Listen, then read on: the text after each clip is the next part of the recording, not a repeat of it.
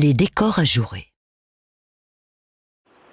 Le décor de bois découpé est apparu tardivement dans l'architecture créole. C'est durant la seconde moitié du XIXe siècle, mais plus probablement encore au début du XXe siècle, que frises ornementales, garde-corps et impostes ajourés viennent décorer les maisons réunionnaises.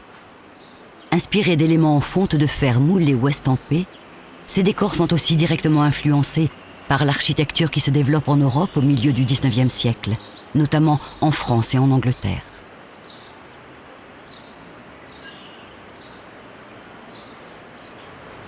Le plus ancien décor en bois découpé de la Réunion se trouve sur la façade ouest de l'ancienne maison Fouque, rue Jules Aubert à Saint-Denis. Parmi les éléments traditionnels de décor, le losange, figure géométrique simple, s'est lui aussi imposé au fil du temps.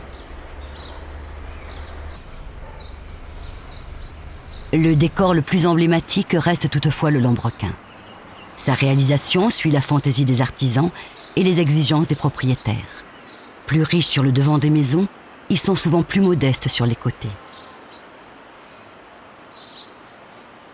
Des formes géométriques les plus simples, assez inspirées par la nature environnante, les frises de lambrequin qui bordent toitures, varangues et auvents contribuent à introduire une note de fantaisie, contrastant avec l'aspect rustique des maisons créoles.